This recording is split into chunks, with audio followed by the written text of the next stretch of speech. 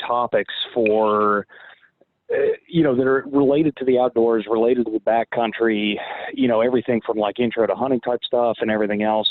And one thing we were noticing a significant lack of content on was kind of just basic healthcare, first aid, et cetera.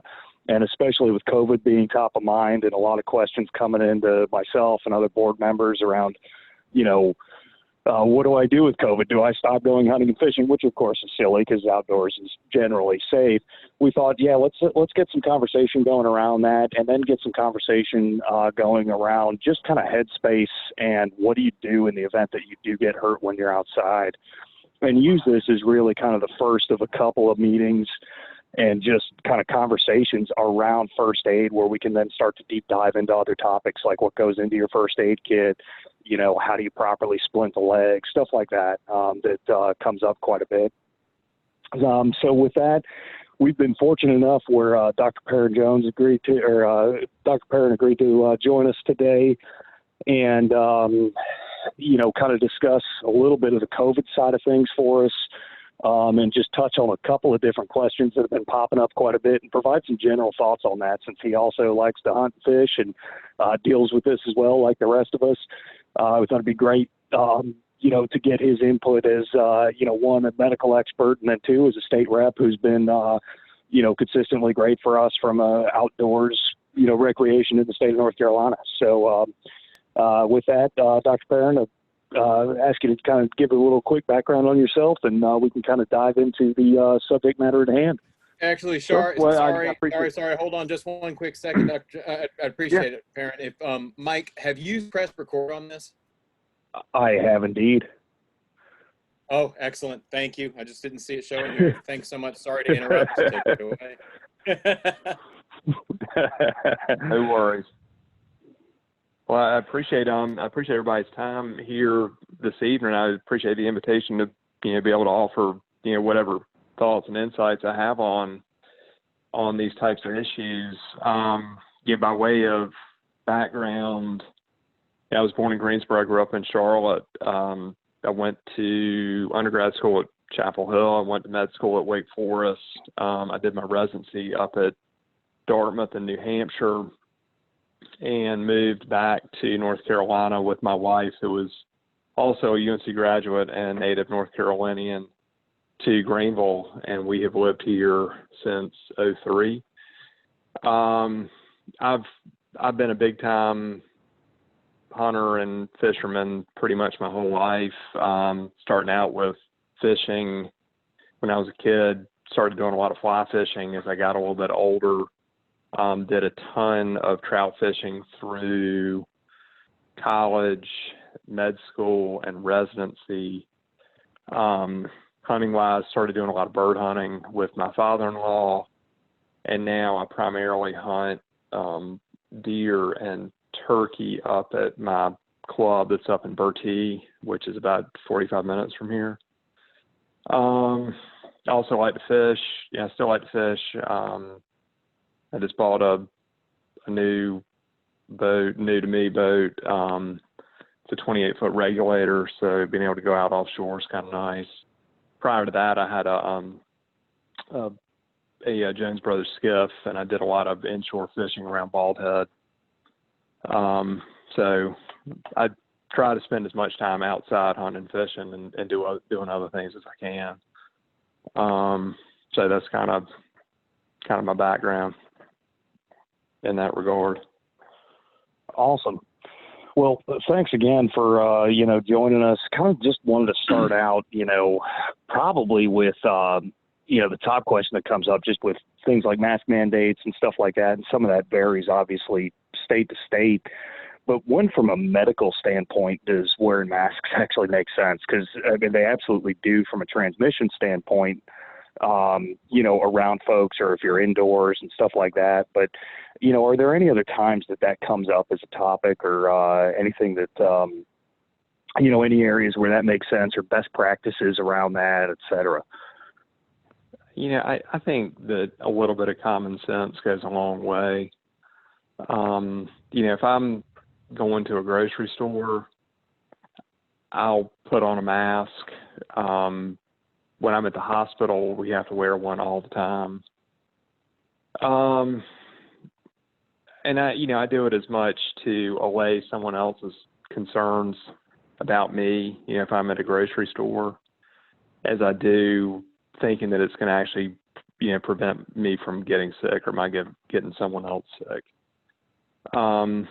If you're outside, I personally don't really get as worked up about it. I was down at the coast the other weekend and I saw a guy coming off the beach. He'd been out surfing and he had a mask on. He's by himself with a mask on. And I just thought, that may be taken a little bit too far. Believe it or not, probably just a little bit. Maybe a little bit. You're by yourself. Now, what about exactly. Now, what about hunting camp and stuff like that, or if you're at the lodge or, getting around folks there, especially if it's folks you're not living with or, and kind of in your own little quarantine group or, whatever you've carved off for yourself these days? Well, that kind of gets into that's a tough question to answer because there's so many, kind of vagaries that can go along with it. At my club, we have 15 members. We have an old clubhouse. It's pretty good size, but it's not huge. It certainly is not like a modern facility. We have guys that are up there that range in age from the early 20s to probably pushing 70. So if someone were to introduce COVID in that environment, there certainly are people that could get really sick from it. Yeah. And so what we've kind of asked, and this is again with a group of people that are 15 people, several of whom are related. We've asked people just to kind of be smart about when they come up there. So if they're feeling well, or if they're not feeling well, then certainly don't come up. But also if they've been around someone that they know has had it, probably good not to come up either. And we've just kind of gone on sort of the honor system with regards to that. Yeah. We had a big work weekend this past weekend. A bunch of people were up there. No one came away from that weekend, with any kind of symptoms. So hopefully, but that's just one weekend. That's not to say that we couldn't have an outbreak, in the first week in November. It just kind of depends. Yeah, it's interesting you bring up the honor system thing because we've got, I kind of live in a little bit of Redneckville, so, we got a street with some houses on it, but it's a dirt road out in the country. And I'm lucky enough where my neighbor's a virologist, so they've worked on infectious disease, all through grad school and beyond and stuff. And my line of work on the data side, did things like work on Zika and Ebola and some others. And, that was the first thing we kind of established on our street was just utter transparency with each other, especially if it's in a group, because that way, if you're around someone, just tell people because, by and large from what we're seeing, and this is not medical advice, obviously, but if you're outdoors and away from people, and distanced in any capacity and there's any kind of breeze and sun, transmission's very, very, very low, right, is what we're seeing in all the published literature. Yeah. And so that's, something where hey, if you just communicate to people hey, no, I went out and I was, around a bunch of people for whatever reason, something happened or, I had to take someone to the hospital or whatever, that kind of transparency goes a long way to avoiding problems down the line, much less if there is a, God forbid, ever an outbreak in one of your circles. The last thing you want to do is be responsible for that. Other questions that come up is around when working with guides or, guiding for someone, are there any best practices around riding to a trailhead, getting in a vehicle with someone, getting in a boat with someone? What should you actually be concerned about or not concerned about from what you're seeing so far? That's another great question. I would say that, those would certainly be higher risks for exposure if someone had it, and if you're in a car with somebody for a couple hours. I think that would certainly count as a high risk exposure if you're around someone in the vehicle that had it. But, there and again, and I know this isn't perfect because, people can have asymptomatic, you can have asymptomatic spread. But if someone, has not had a known exposure, and if they're asymptomatic, I think that the likelihood that they, have it and can transmit it to someone else is relatively low. But if it's someone you don't know and you're not really sure, I guess err on the side of caution and, wear a mask, don't touch your face, and, wash your hands. Yeah, When you get out of the car. Yeah, once again, kind of roll it back to the common sense stuff. Now, just out of curiosity, do you have any recommendations around like monitoring for symptoms, things like that you should be looking out for in the event that you think you got around some folks who, maybe it was a little bit of a questionable or? So I've talked about 8, and this is not, I'm an anesthesiologist, right? So, I take care of people in the OR. I'm not primarily in the ICU taking care of people that are, in intensive care settings related to COVID, nor am I a primary care doc. So I probably wouldn't be the best one to ask in terms of, what their experience has been in terms of taking care of people. But I have talked through about 8 or so people that have had it, confirmed cases of it, and just talked them through as they convalesced at home. And consistently, and this is from my daughter who was 18 that caught it at the Chapel Hill Wuhan wet market, otherwise known as Granville, back in August, to people that are pushing 55, 60. The loss of smell is far and away the most consistent symptom. Every single person I've talked to that's had it lost the sense of smell. It's come back, but they definitely lost it. They couldn't smell anything. Beyond that, like with my daughter, she had a slight cough for about 36 hours. She had a low-grade fever. She actually went down to our place at the coast. She actually slept through the night for the first time in 2 weeks, being a college freshman, and she woke up a day and a half later and she's like, I feel great. I'm ready to go. Man. Yeah. The guys who are a little bit older, it kicked their butts. A good friend of mine who was probably 55 and another guy who's 46. They were, they weren't sick enough to need to get to the hospital, but they were in bed for a week or so. We've definitely been hearing that same kind of thing on our side, just working with HHS and stuff like that, and getting their feedback seems to be pretty consistent where, as soon as you're a little bit older and, just from some friends that have had it and stuff, one of the guys I know described it as hacking up that slime that kids play with for about a week or 2 straight, and just said it was miserable. So, there's a lady that works for my group whose husband got it, and he's 37, otherwise healthy guy. And, he got it, and he ended up having to go into the hospital.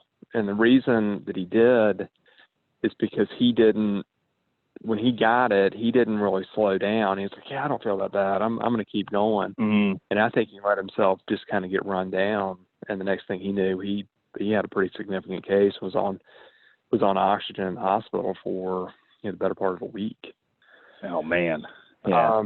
But for the people that I've talked to or talked through it at home, the best thing that I found for them to do is take Tylenol, like 500 every, say, 4 hours, 6 hours, which helps with the fever, stay hydrated, get some rest.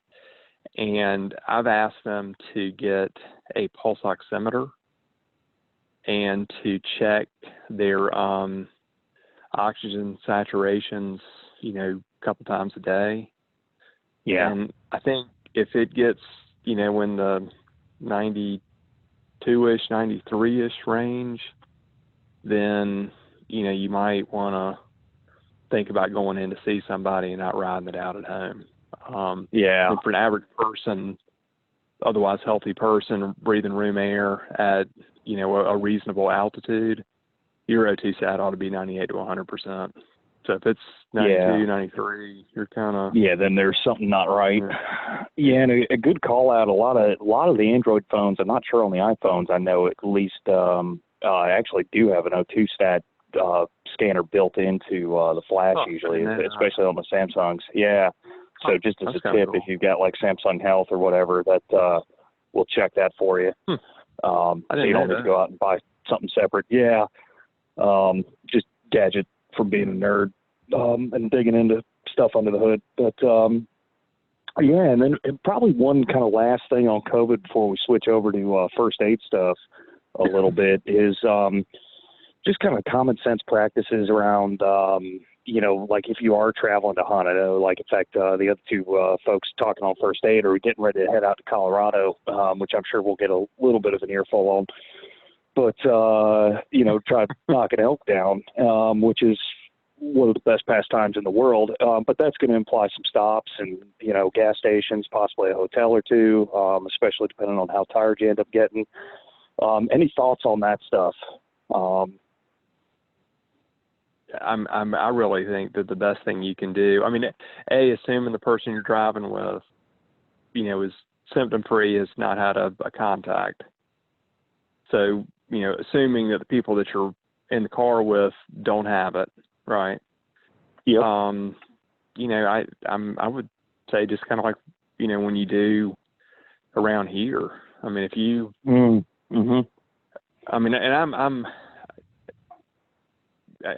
of my favorite phrases is, that's why God made stomach acid, right? Because I feel like a lot of stuff, you ingest it or whatever, and, your body should be able to handle it, right? But I know when I'm out, if I go get gas or if I have to go to the bank or if I have to go to the store or whatever, I'm very particular about not touching my face. Right. Until I've washed my hands or used some kind of hand sanitizer. So if you stop and get gas, I don't put the gloves on, but I'll certainly Purell my hands before I, start touching a bunch of stuff in my car. Yeah, absolutely. If you're stop at a hotel, presumably they should be pretty clean. The ones I've stayed in since all this started, the few of them I've stayed in, they seem pretty clean, but you can always bring some wipes and just kind of wipe stuff down. That kind of stuff, you would assume that kind of stuff should already occur, but if you're really however. No, exactly. Well, also, go ahead. I wouldn't let fear over COVID keep you from going out and enjoying yourself in the outdoors. I wouldn't do that. I think it's just like anything else. We've got to kind of figure out a way to live with this rather than having it dictate to us what we can do. If you love to hunt and fish and you're having this dictate to you what you can do, to my way of thinking, that's not really living. That's just sort of existing. And and that's a great point. And I think once again, really appreciate having you on the call here, because just having some standard common sense, when both, we've seen just crazy reactions to one extreme and the other. It's just, it's a disease like any other, right? It's got certain transmission vectors and certain ways of catching it, and just apply common sense and, sure, that is going to stop certain kinds of things that, don't make sense. Like maybe let's not have 500 people crowded in a room, without masks and stuff. But at the same time, especially when we're looking at outdoor activities, we certainly haven't seen anything on our side of the published literature that seems to be indicating like, hey, shut this down or anything else. So But awesome. Well, we might end up circling back to some topics on that in the Q&A side. Sure. Once again, thank you. And with that, I'm going to probably tee Jared up here and, start doing a little bit of a context switch over to kind of a little bit of the first aid side. And, we were talking before this call about kind of how to tee that up because, first aid itself can be a pretty big topic and a lot of things you could go in and take an hour or two just to cover one little thing if you really want to cover it. But the number one thing that kept coming up as we were organizing this was really just around mindset. And like in the event that you do have an injury, really taking stock of your scenario, taking stock of your situation, and being in the right frame of mind to not make a mistake tends to be the most important thing rather than necessarily what gear do you have or anything else. And so with that, I'll put Jared on the spot here and, probably tee it off by just saying, asking you to comment a little bit on that, and then maybe dive into kind of the first couple of things you're thinking about when you're thinking from dealing with a medical emergency in the backcountry. Hey, all right. So I guess I'll do a little quick bio and then dive right into that. And Josh and I will kind of tag team that thing. Perfect. My name's Jared.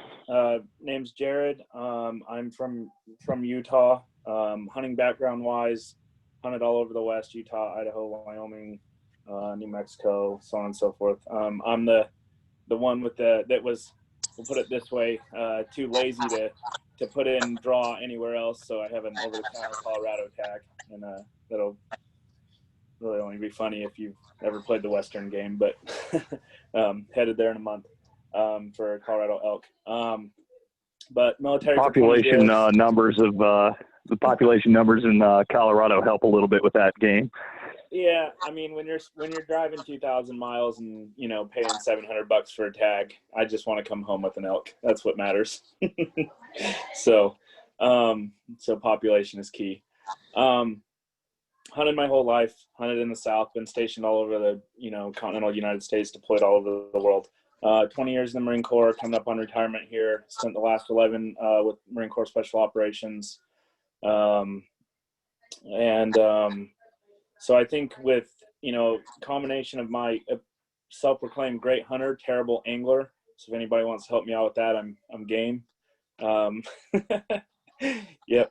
I think Josh can help me. Had I not been on an email chain the last couple, weeks here, Andy, I absolutely know what your profession is based by your background or your what's in your background of this teleconference thing here. And anyways, some inside jokes, probably not appropriate, but here we go. So backcountry stuff. So as a young kid, when I was thinking about kind of preparing for this, I spent a lot of time in the mountains. From the time I could, really walk, I was in the backcountry, with my dad, and then the time I could hunt, with my father and my friends and everything. And it's a lot different out there. Deer hunt, elk hunt is kind of life. Everything stops for that 2 weeks or 10 days or whatever. And you go up into the mountains and things can change quick. And you really need to be prepared for that. And I just remember back then not having anything. It's not like today where we're Stone Glacier's kind of kicking ass and First Light and all these companies, and we have amazing gear and stuff that's really helping us out be comfortable in the backcountry. I don't remember having anything. I was just a tough kid. But what I did have was a little bit of kind of planning and kind of the will to survive. And my last, 2 decades in the military, and, it's probably specifically the last, 11 years with special operations and the war on terror, I lived in a very detailed oriented environment where those details and that planning and that mindset, and let's just call it will to live, was really everything. So focus in on mindset for a minute, and specifically to, when you find yourself in a life-threatening situation in the backcountry. And I focused a lot, for the first 5 minutes on the West and hunting in the mountains and everything. And of course we have mountains in North Carolina, but the fact of the matter is you just as easily fall out of a tree stand, 100 meters from your truck and find yourself in a life-threatening situation, as you can, at 12,000 feet in Colorado. So staying on topic, will to live, right? That's really where it all starts. Almost everything is manageable with that like mindset and that will to live, backed up by some planning. There's almost nothing that you can't get through. But if you, and you guys have seen the survival shows and Alone and all that stuff, you can see the moment where they quit in their mind. Whether it's a small cut or a stomach ache or a very serious injury, you can always see the moment they quit, and they've quit in their mind. It was never probably something that was going to kill them, but they've quit in their mind. And that you can't let that happen, right? If you're dead, you're dead. You don't really have any control over that. But the will to live is what you need going into those situations, whether that's combat or hunting or whatever. But yeah, no, that's I think a great call out. And while you were talking there, I was remembering back a couple of years back, my father-in-law was up in a tree stand, I don't know, maybe a quarter mile from his Jeep, and had a massive heart attack. A good old Widowmaker full blockage, and I remember talking to him afterwards, and one thing he told me, he's like, well, I didn't want the coyotes to eat me. So he crawled himself back to the truck and drove home. And, and eventually, my brother-in-law and I got him to the hospital or whatever. But, it very much was, just that mindset of, well, this is not going to happen to me today. So what can I do about it? Yeah. And, and I think that's just kind of a critical thing with any, even if it's not super major, but, if you've ever fractured a leg or sprained an ankle or anything like that, even something like that, might not totally put you down, you feel it, and you've got to figure out how to go through that situation. Josh, you got any comments kind of teeing off of that, kind of maybe carrying it on a little bit? Assuming we didn't lose you. We had you.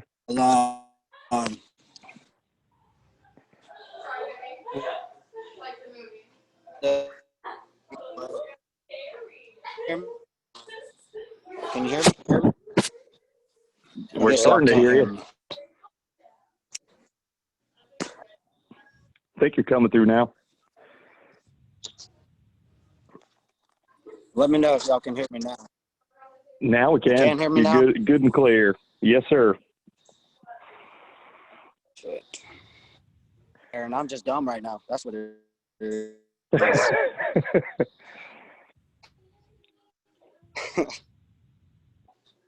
So,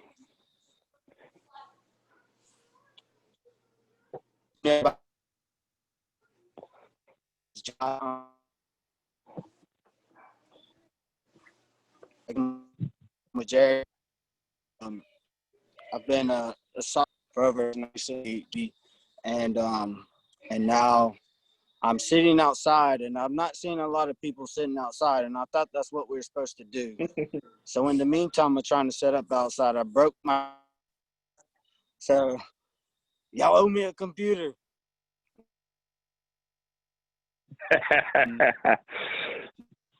see what we can do there. Because that is everything. That's always stuck with me is the whole, like, you hear somebody dying that got locked in a cooler that was 68 degrees, and then you hear somebody living that is in for that 28 degrees, and it's all that mentality. I think is a gangster for having a heart attack and still going strong. Yeah, no, I absolutely. And one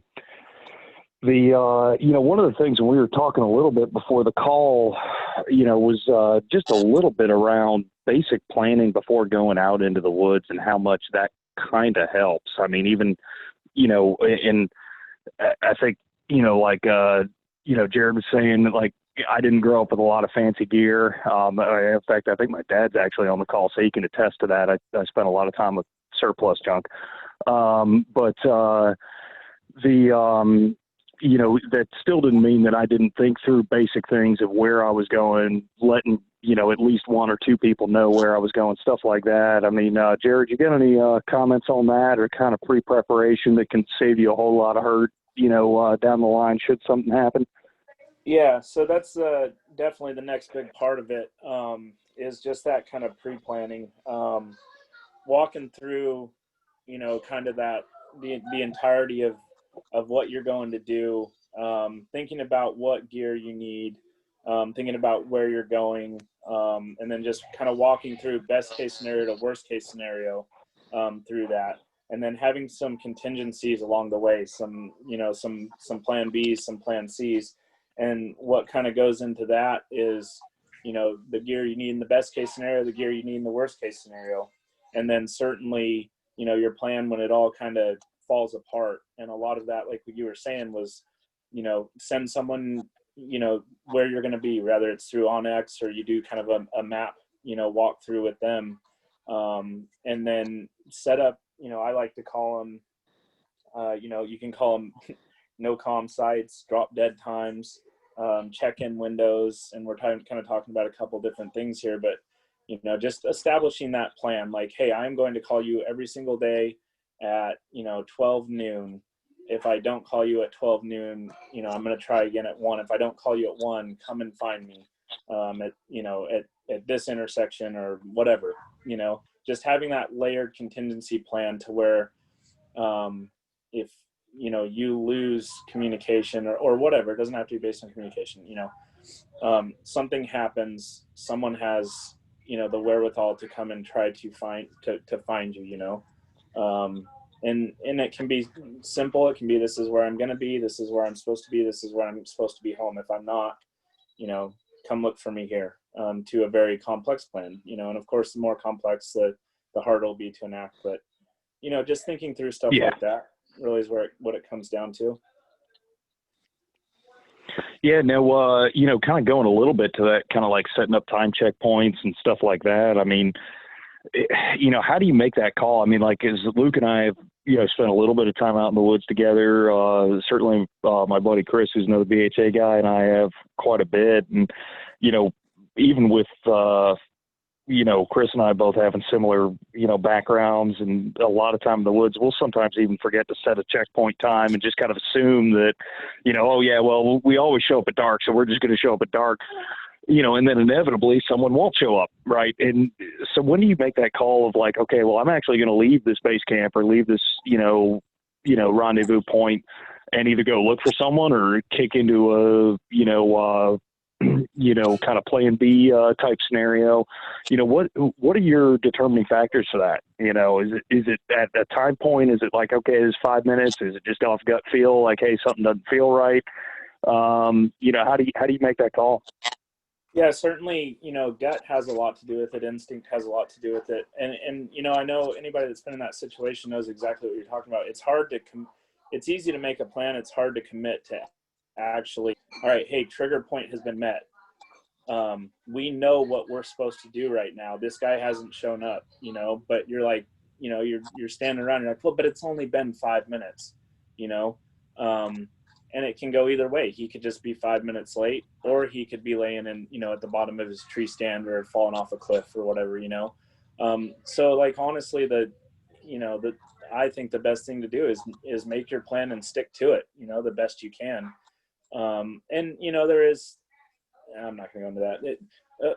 In my world, you know, we'll say that, you know, most plans won't survive first contact, but make your plan and stick to it. You know, that's the best thing, because you might be right, you might be wrong, but if you're wrong and you don't stick to it, you know, you're going to live with that the rest of your life. It's easier to move your base camp and feel a little discomfort than be wrong and your buddy's laying in the ditch, you know, or at the bottom of his tree stand, or, you know, whatever the scenario, bleeding out somewhere because he stuck a broadhead in his femoral, you know.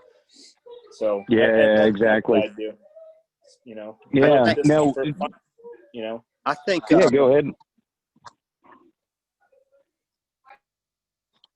I think there's so many we ways that you could do that. If you're with some guys and you're hunting and y'all are in the same AO, you know, you would want to know their locations anyways. That way you kind of know your left and right lateral limits and whatnot.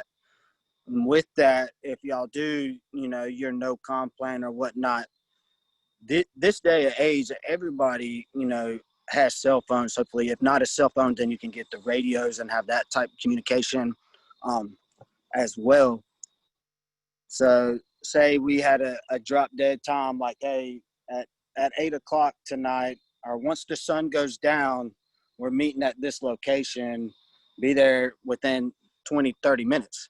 And Right. say that 20, 30 minutes has came at, or even add to that, say, hey, and when you're walking to that location, once it's dark, if the hunt allows it, depending on what, you know, you're, how you feel about it, but crack a chem light or turn on your headlamp.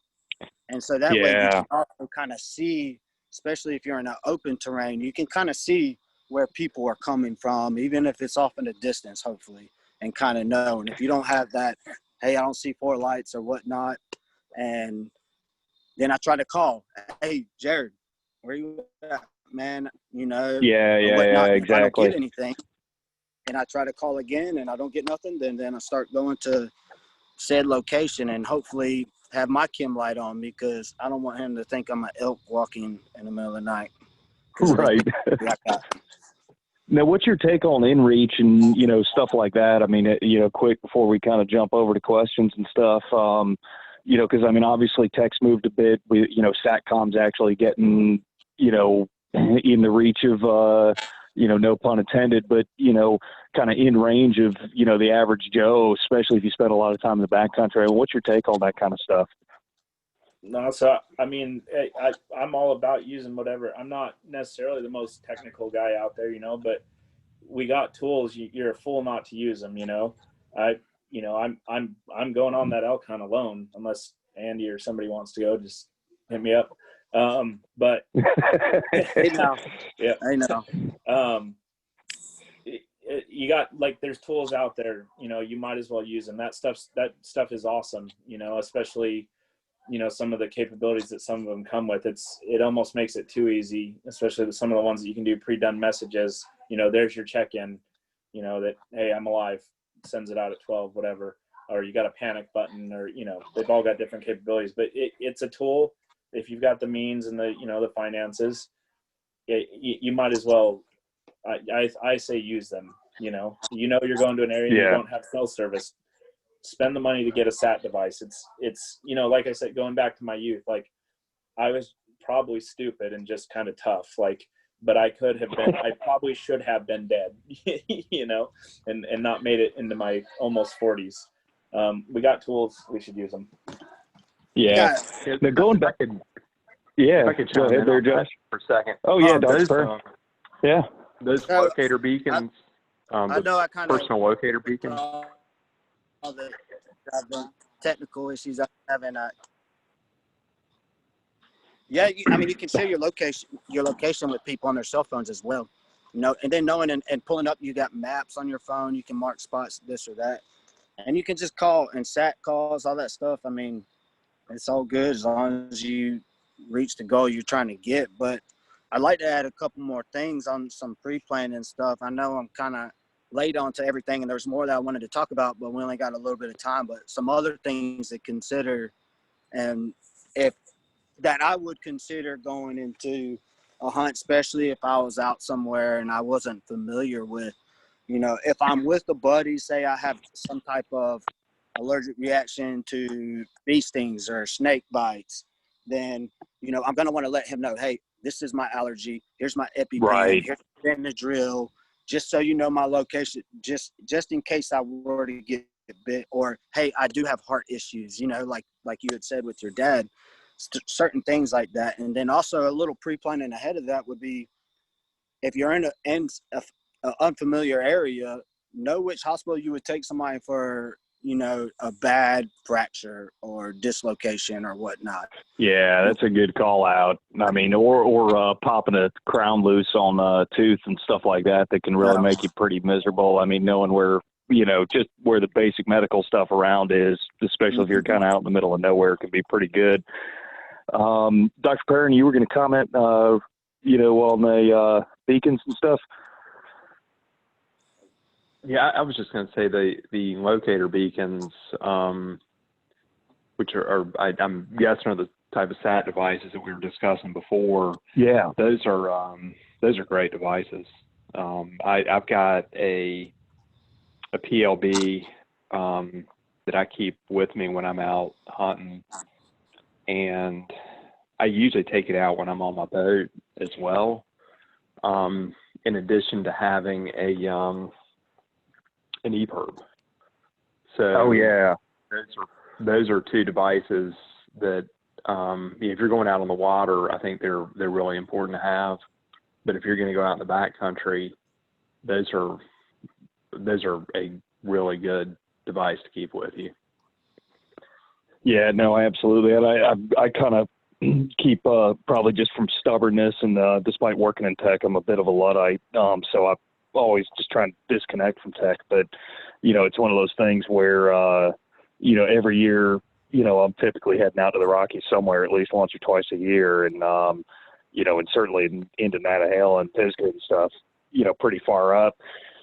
And it crosses my mind every year. I think that this year might be the year where I finally go ahead and bite the bullet and pick up a Garmin or whatever on that front. But, with that, wanted to kind of open it up for questions a little bit. I know Eddie's probably got a comment or two. I just have a feeling, just because we've covered some good content here, assuming he didn't drop off on us. But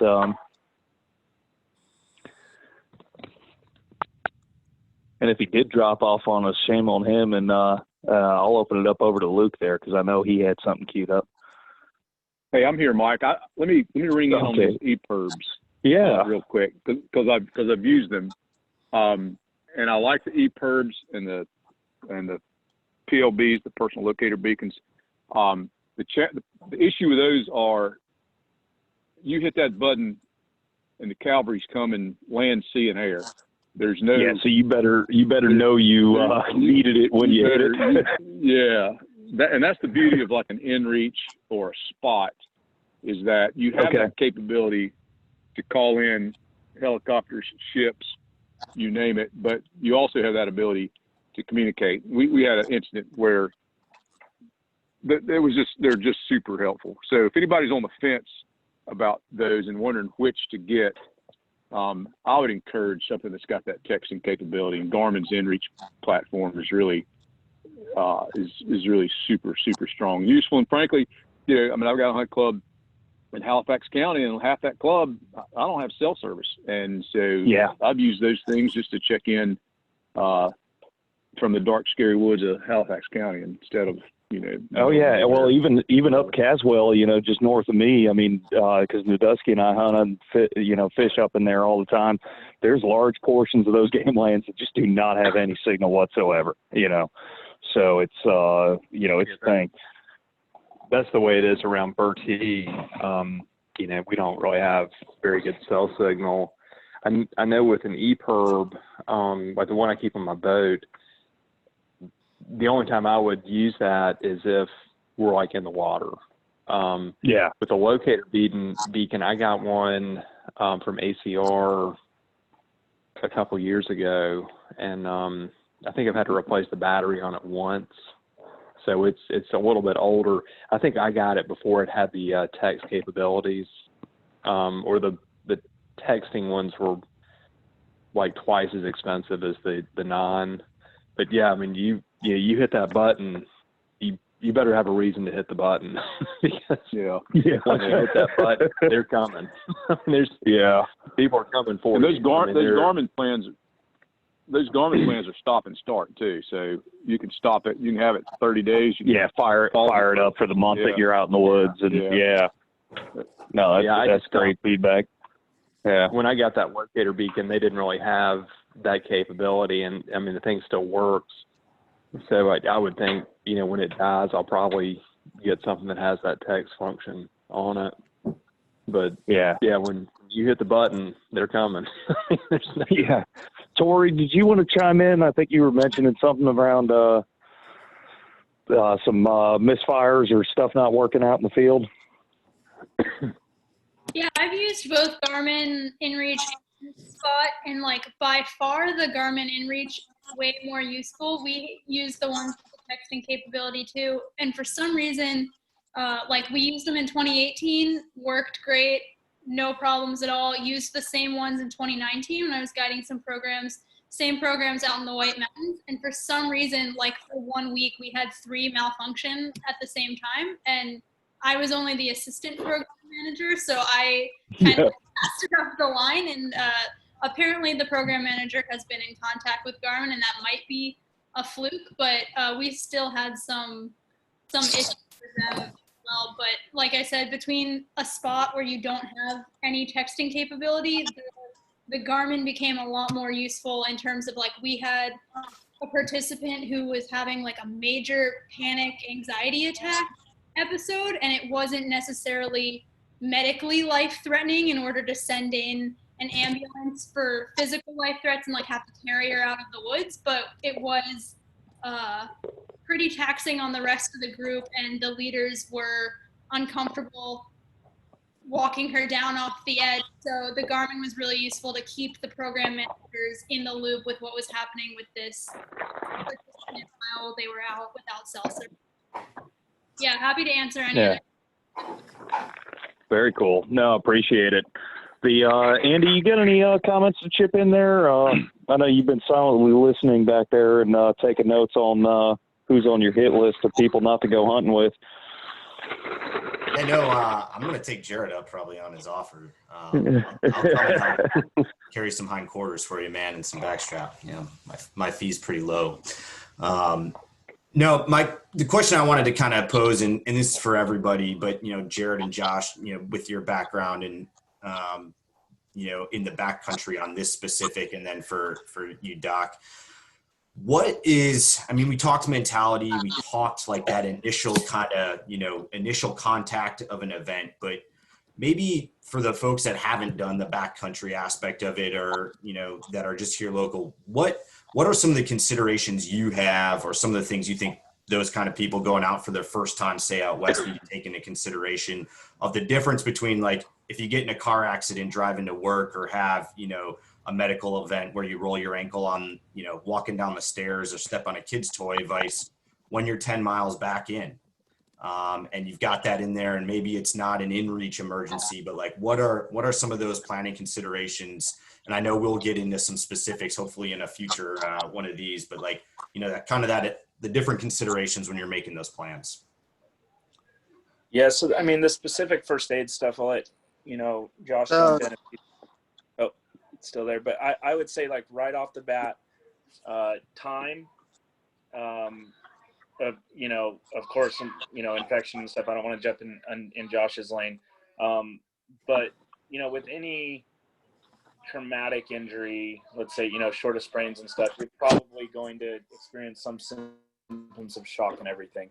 And that's going to be much harder to handle when you're 10 miles up at 8,000 feet, you know, 4 miles from the trailhead, you know, in even late September, October, whatever, versus a car accident on the side of the road that you're, you know, 10 minutes from the hospital. But I'll let Josh jump on. Yeah. So, and I'm sorry, I got a crazy lag. Doc, I didn't hear him ask you the question, Doc, so my bad for jumping in about the beacon thing and all that. But oh, you're fine. I think the biggest thing with all that kind of, with anything in that sense, is know your limitations and educate yourself and know your gear. You know, there's a specific type of tourniquet, know how to use that bad boy. It doesn't break on. Know that where I should put it, because I'm not going to put it on a joint, and even really I'm going to put it as high as possible and as tight, you know, tight. See if that bleeds. With fractures and dislocations, checking for a distal pulse, and motor and sensory is also major. You know, in the military, we always use T-Tri-C, and they have their own website. And if you check it out, it's a wealth of knowledge, and they got videos. They have all kinds of things. Now, granted, military medicine is different from your civilian medicine, but I would say definitely knowing your limitations, and if you do have a bleed, is this something we should put a tourniquet on in the first place? You know what I mean? It's always would be beneficial, I guess, for anybody to get CPR qualled and all those things, and know how to do the vitals, be familiar with signs and symptoms of shock, you know, infection and things of that nature. Now, to me, that would be more of a longer style thing, but something to marry with that would be if I did have a mad laceration and I had glue, for instance, and I just sat there and closed that bad boy up and just glued it, you know. Now, if it was dirty inside there and you didn't, you know, clean it out really good with some soap and water or some type of antiseptic, you know, material, now you've done closed all that dirt inside that cavity, which could cause an infection, and knowing the signs and symptoms for that. There's so much stuff. It's so broad, and I could talk about it forever, but I didn't know y'all don't want me to. Yeah, no, absolutely. And I think that's, you know, teeing us up a little bit for the next breakout on probably individual first aid kits. But Luke, you were pinging me on the back channel. I think you had a question there teed off of this. Yeah, Joshua, man, you brought up so much stuff that I was actually thinking about, and I'd love to hear Jared and Perrin and Joshua, all you guys, your opinions on this. And you know, it boils down to an opinion, like what do you actually have in your kit? And I'm not talking about, I don't need to know every single thing, but what are the things that you absolutely do not leave home without, regardless of What's that, like top 3, top 5? Yeah. I think right. a lot So, of I mean, like, do you always have a tourniquet? Do you always have a splint? Do you always have anti-clot? Do you always have ibuprofen, Benadryl, you know, Band-Aids, all that? And the answer maybe is yes, but what does it look like? What are your absolute must-haves? So, in my opinion, a lot of that also would boil down to what are you doing? Are you humping into your site to do, and you got a 5-mile hump to get where you're going? Or do you have an ATV that you're getting to the site and you can load it up a little bit heavier? So a lot of it would be on the weight, you know, and things of that nature. But definitely one thing that I always like is have something that has more than one purpose, right? So if I have just one thing that is just can only use it for this one application, but there's this other thing that, say, a cravat, you can always make an improvised tourniquet. I would still say carry a tourniquet because that's major, but something is of occlusive dressing, then, for instance, and you have that GSW or something to the chest, then you want to occlude that air, that sucking chest wound. So say if I had some good tape and I had some plastic, a wrapper or something, then if I could tape it down, if that was to work good and you didn't have occlusive dressing, then that's good. So definitely, in my opinion, something for hemorrhage for sure, as well as some rolled gauze. Hemostats are good, but rolled gauze, if done appropriately, and you were to get it on that bleeder, then it's going to work good too. And with an ACE wrap on top of that, you can always improvise splints. And it's a very broad question. Another good thing I would think, though, is if you had some type of card, like in the military, I call it a kill card, but we'll have our information on there and some of the other team guys' information as well. But say, you know, you were to drop down in some woods and somebody came up on you, if you had some emergency contacts on that pad, you know, things of that nature, then that's also big. So, yeah, I think that's real. For me personally, I hunt a lot alone. But I think generally out there, the one, I mean, there's really two things that you're going to die from: not breathing and bleeding, right? So stop the bleeding, start the breathing. I can't start my own breathing, so kind of screwed. But really, you know, that comes down to training for, you know, CPR and different resuscitation stuff. So heavy on the bleeding, absolutely tourniquets, you know, borrowed quick clots from some of my military stuff, or, you know, different hemostatic stuff. And then, like Josh said, there's when we start talking breaks and sprains and different things like that,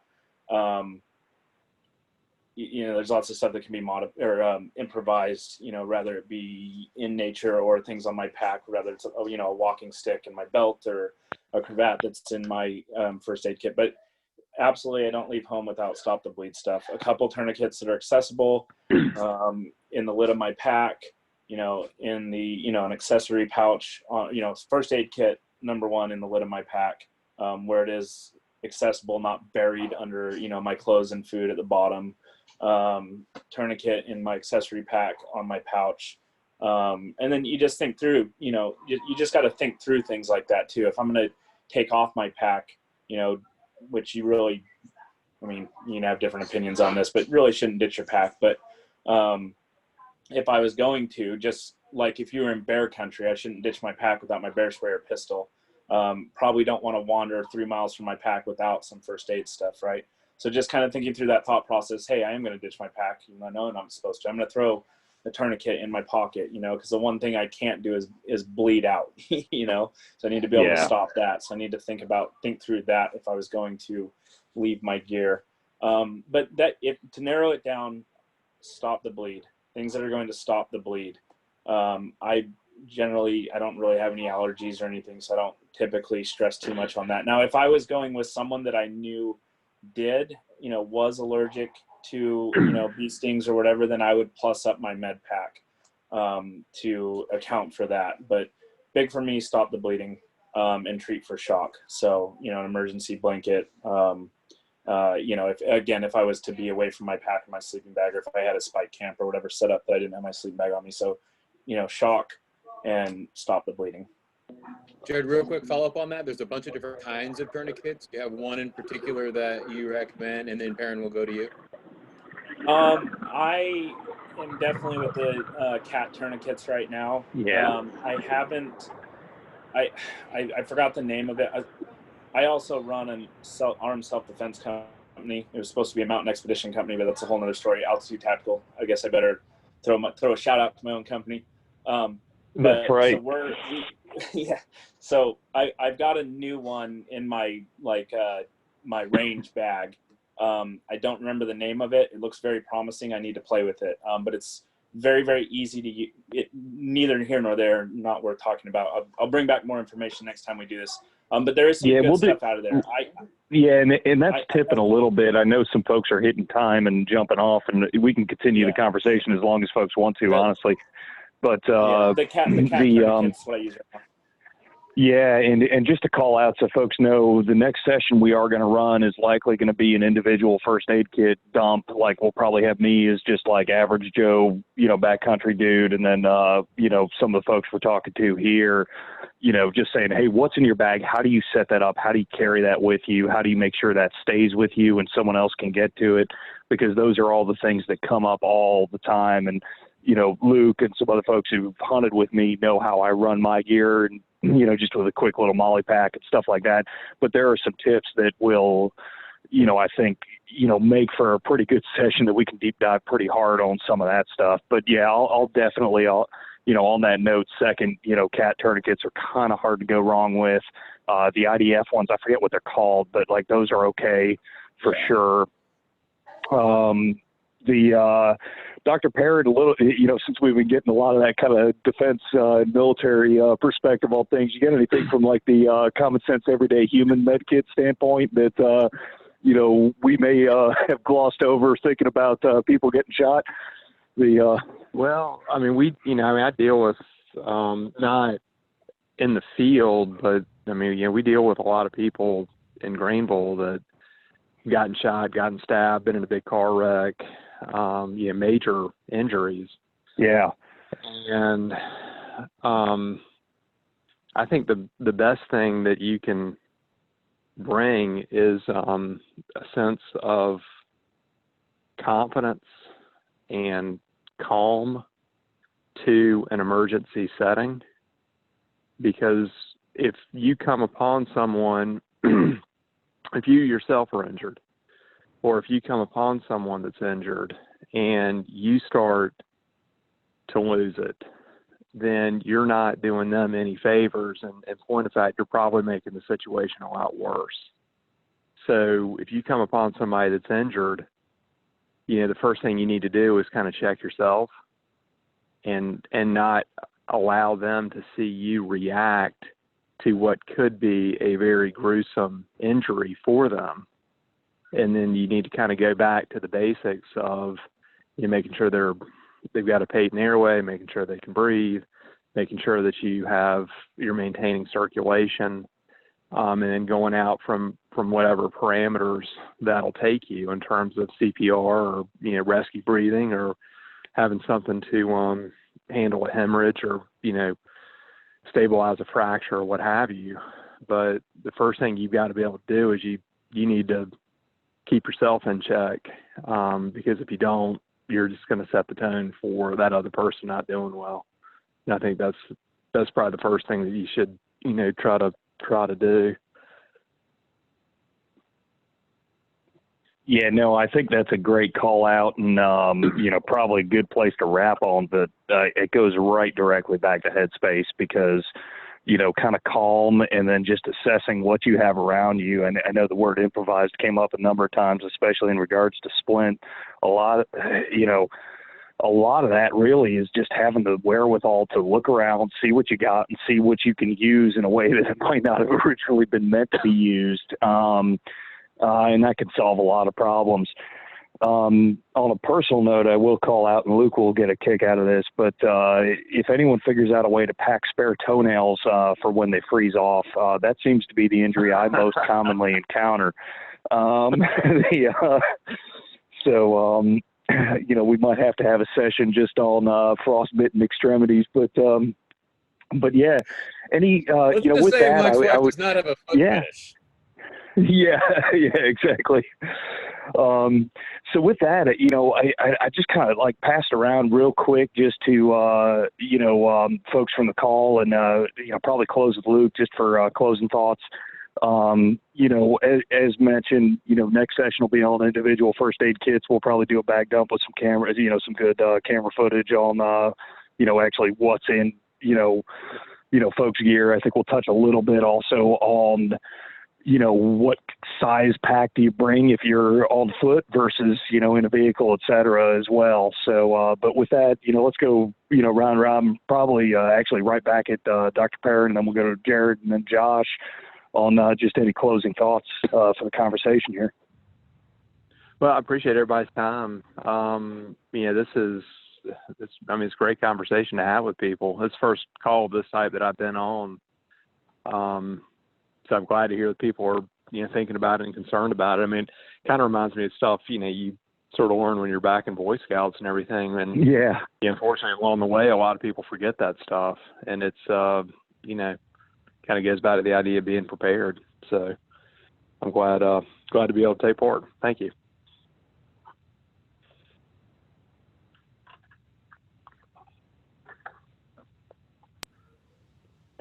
Awesome. Jared, you got any closing thoughts there? Nope. I just, again, appreciate the opportunity, and thanks for bearing with me while I go on tangents and down rabbit holes. That's the best conversation. So, Josh, and then we'll circle it back to Luke.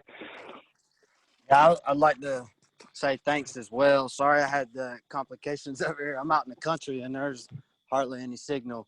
But I also can really appreciate, you know, digging into medical being one of the main things, because I think a lot of people lose sight of that or just think, oh, it's all right. Nothing ever happens. But when it does, that's when it's bad. Yeah. Oh, exactly.